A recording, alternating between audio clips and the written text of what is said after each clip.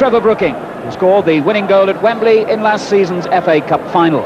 It's Brooking's first league game for 5 weeks. Fullback Ray Stewart is injured and he's replaced by Paul Brush. Paul Allen is back in the league squad for the first time this season as substitute. The visitors, Grimsby, have the worst scoring record in the whole of the Football League, and they face further problems today. Bob Cumming, last season's top scorer, is injured. His place goes to Gary Liddell. And yesterday, manager George Kerr surprisingly placed Kevin Drinkle, one of the club's most valued strikers, on the transfer list. Today's referee, Mr. Les Burden of Dorset, with West Ham attacking from left to right, Grimsby in the black and white striped shirts. And West Ham looking to continue a run of 10 consecutive wins at Upton Park. Grimsby hoping to end an awful sequence of 5 successive away games without even scoring. Waters and Brolly, the 2 Grimsby men nearest the ball. The referee not happy. The West Ham line has retreated 10 yards. And indeed, referee Burden producing his notebook very early in the game. Jeff Pike, presumably for not being 10 yards away when Grimsby were ready to take the free kick.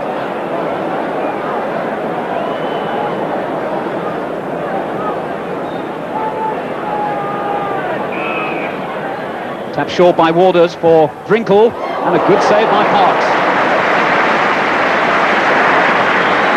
John Stone, the fullback, getting the final shot in. A clever free kick by Grimsby, and a good start by the second division side, who are 18th in the table at start of play. Well, total confusion inside that Grimsby defence.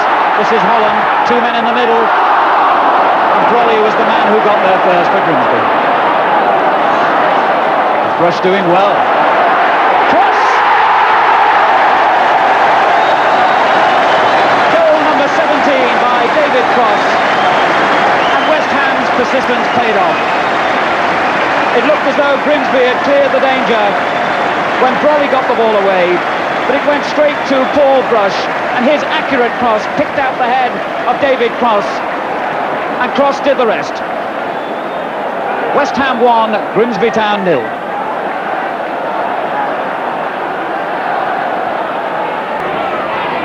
Good back healer, and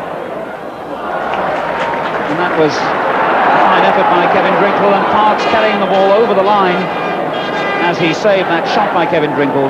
So that's a corner to Grimsby with a quarter of an hour to go to half-time.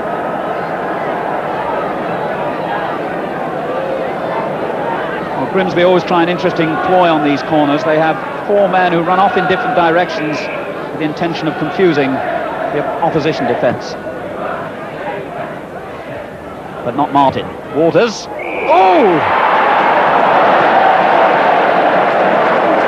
Well, a fine effort by Waters. Found the corner of the West Ham net.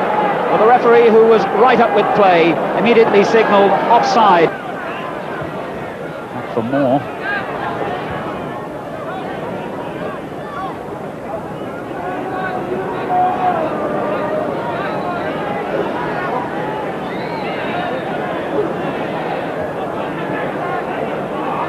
We're moving into time added on for stoppages in this first half. This is cross for West Ham. Fine ball to Neighbour. In fact, as Neighbour goes racing down the Grimsby left flank, the referee blows the whistle for half-time. And that goal scored in the 16th minute by David Cross, his 17th of the season, separating the sides. But Grimsby, I think, have shown a lot of promise and can feel slightly unfortunate that they're a goal to 0 down at half-time. Wigington. Oof, that ball straight to Pike, now Brooking. Neighbour will continue the attack. Well, Grimsby made rather heavy weather of that. Neighbour's cross from the right didn't appear to threaten any danger, but the Grimsby defence was slow to react.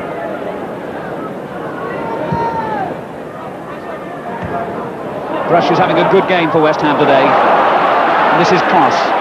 Bernard in the centre. And finds him, lovely skill. The first time cross by David Cross found Paul Bernard, and he showed beautiful close control, turning away from the defender, and the shot deflected for a corner. Lampard. And Goddard. important interception as one was coming in, but at the expense of a West Ham corner.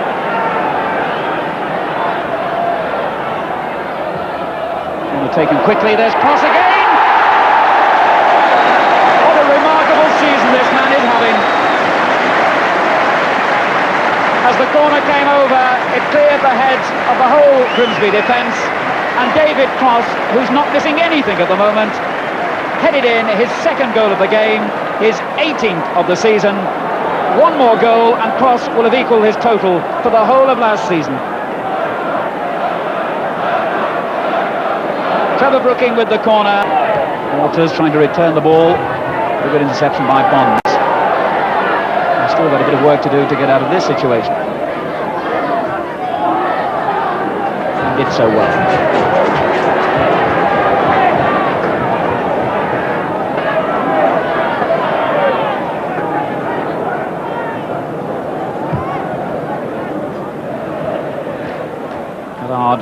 Proving a handful for more, and the ball breaks for Brooking.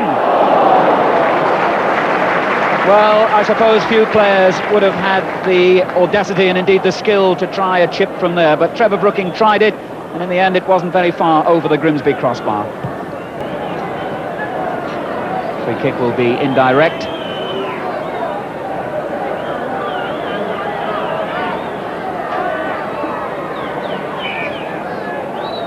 Tap short for Brolly.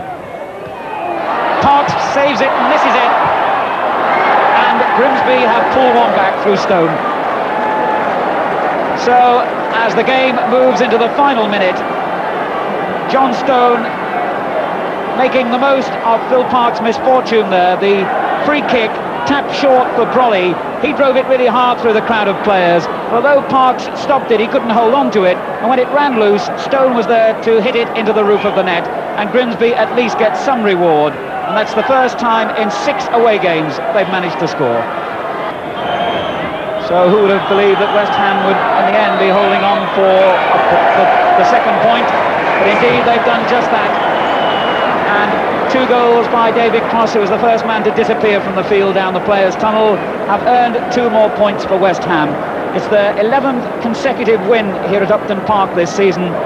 And Grimsby Town continue to find life hard. Having won promotion in successive seasons, they're now firmly rooted in the bottom half of the second division. But that late goal by Stone will at least give them some consolation, and a final score of West Ham 2, Grimsby Town 1. Well, there it is, 2 goals from David Cross, bringing his total to 18 for the season so far. And while David keeps scoring, West Ham look unstoppable. But extraordinarily, the records in previous years indicated that David finds it much harder to find the net after Christmas. In 5 of the last 7 seasons, he scored 44 up to Christmas and only 16 afterwards. And in an attempt to unravel the mystery, Alan Parry took it up with David, as well as discussing yesterday's match. Well, David, that's 18 goals now, a remarkable season. Why do you think it's going so well for you?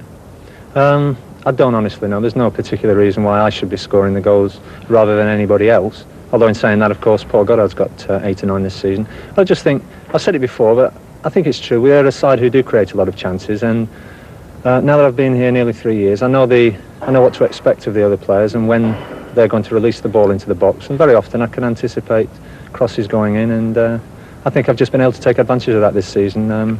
It may just be a coincidence that I've scored a lot up till now.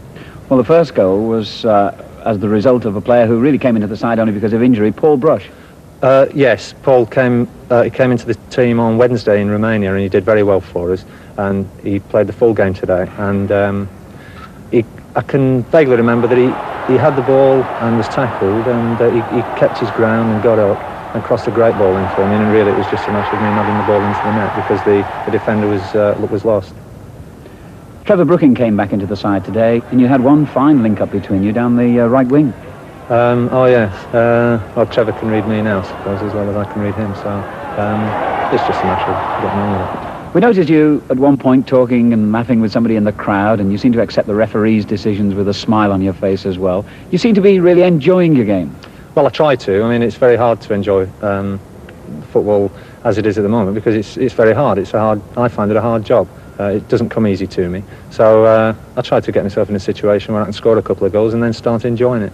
And luckily this season that's worked out for me. Well, now, you won't thank us for this, but somebody's looked back through the records, and it appears that over the last few seasons, your goal-scoring record has dropped off remarkably after Christmas. So, did you know about that? Yes, it's something I've been aware of. Last season I scored about a dozen goals up till Christmas and then got a bad injury that kept me out for about 2.5 months. So obviously, you know, it was difficult for me to pick up where I left off once I came back from the injury. But it's something I've been aware of in the past, and it's something obviously I've got to work at. Why do you think it is then? I don't honestly know. As we were saying before, you know, it's very difficult to put your finger on why things should happen. I mean, if I knew why things should happen, then I would have scored a lot more goals throughout my career. But it's difficult to pinpoint. Perhaps I don't work as hard in the second half of the season as in the first, and obviously that's something I've got to put right. Well, David Cross's goals enabled West Ham to move within a point of Notts County, who drew at home to Derby. Chelsea's 1-0 win over Oldham kept them in third place, and the top three have now opened a 3-point gap on Swansea, Blackburn and Sheffield Wednesday.